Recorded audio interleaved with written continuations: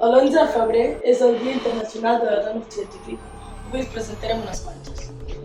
Nosaltres hem investigat la Hedy Lamarr i va ser l'inventora del wifi. I una de les frases que més deia i més popular s'ha fet és un dia que ho desconegut sempre ha sigut molt divertit per mi, i encara ho és. Marie Curie va descobrir el radi i el poloni, que eren dos nous elements radioactius. I la Marie Curie va anar a estudiar a una universitat privada de París i va ser la primera dona en anar-hi.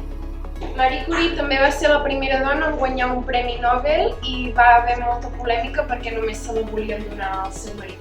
I és l'única persona que ha aconseguit 2 premis Nobel. Nosaltres hem estudiat Rosalind Franklin. I va ser la primera dona que va fotografiar l'Atlàntic. Nosaltres vam investigar la Jane Goodall, que és una biòloga contemporània que va investigar els animals.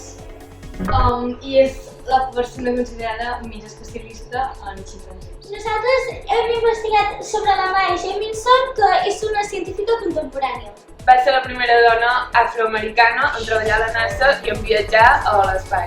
I va inventar l'Alfaia, que és un sistema de telecomunicació. Jo he estudiat la Marianne Moore, que va ser la primera paleontòloga reconeguda i va descobrir molts tipus de fòssils.